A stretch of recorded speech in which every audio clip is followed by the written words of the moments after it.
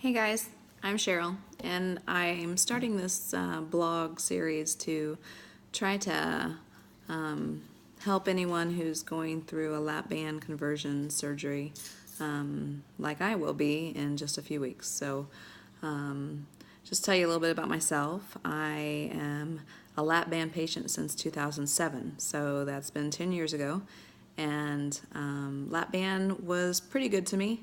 I started out weighing 295 and went in for surgery and managed to lose 100 pounds within the first year. So I got down to about 180 actually, and I probably stayed at that weight for, I would say, 8 months to a year. But it was a constant struggle to try to maintain. I would yo-yo up and down 10 pounds, too tight, go in, have some fluid taken out, and then heal from that, and then be too loose and gain 10, 15 pounds, and go back in, and they'd put a little bit in, and I'd be fine for a little bit, and then I'd eat something and get too tight, and then they'd take it out. And so LapBand was and is continuously a yo-yo for me. And so with all bariatric surgeries, there's a little bit of weight gain. And so I hover now anywhere between 200 and 215. And that's with a lot of working out as well. But that's not my goal. My goal was always to try to get to 150.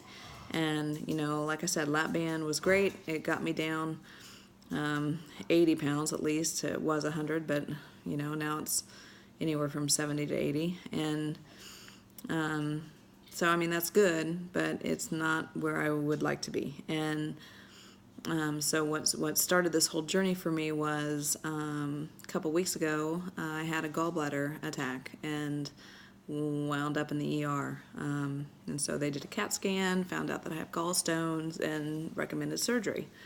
And so I had been hem-hawing about a LapBand to sleeve conversion probably the last 3 years, because I just have been yo-yoing back and forth between 200 pounds to 215 for the last 3 years, and it's been a struggle this whole time. So I had been thinking in the back of my head that maybe I should do something about it. Maybe I should try something else. And everyone says, well, you're working out so hard, surely you can do it on your own. And yeah, you would think you can, but I didn't have LapBand surgery because I like to eat carrots and lettuce. That's not me. So kudos for anyone who can do it on their own and not need a tool to help them. But LapBand was a tool for me, and it did help me. It just hasn't gotten me to where I would really ultimately like to be. And at the end of the day, we all want to look good in our clothes. We all want to feel good in our skin. And I feel much better, but I'm not there yet.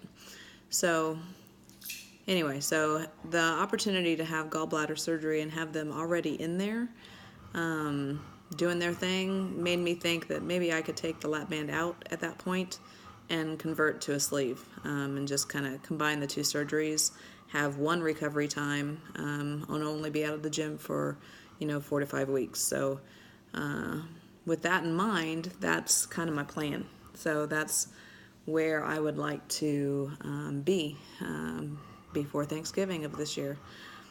So I'm thinking if I got into the OR mid-October, just a couple weeks, that I could be on the healing path and hopefully on the road to recovery and more success here in 2018. So anyway, that's kind of my story, and I'm starting this to help anyone who is also thinking about converting to from LapBand to sleeve. And later on, I'll talk a little bit about the problems I had with LapBand, which just to mention one off the top of my head. It's really easy on LapBand to have good intentions of eating the right things like chicken or lean, beef and things like that, and meat tends to get stuck, and at least it did for me. Even lean meat, chicken would get stuck, and then you'd end up throwing it up and be miserable. And I don't know about any of you, but when I'm hungry, I want to eat something. And so if I couldn't get the chicken to go down, what would I do? I would go and find a cheese enchilada or something that had a little bit of grease to it that would go down. And that is not the way that you want LapBand to work for you. So it's too many choices like that led LapBand down a yo-yo path for me. Anyway, I hope some of you also had similar stories, and it's not just me, but that was my probably biggest downfall with LapBand. Was I would attempt to eat healthy, and I could not get healthy food to go down. And so out of desperation to eat something, I would always choose the wrong thing. And anyway, that's one of the reasons I'm hoping the sleep will be better, that maybe I can eat the chicken. I think LapBand taught me not to eat so much, for sure. I'm still restricted.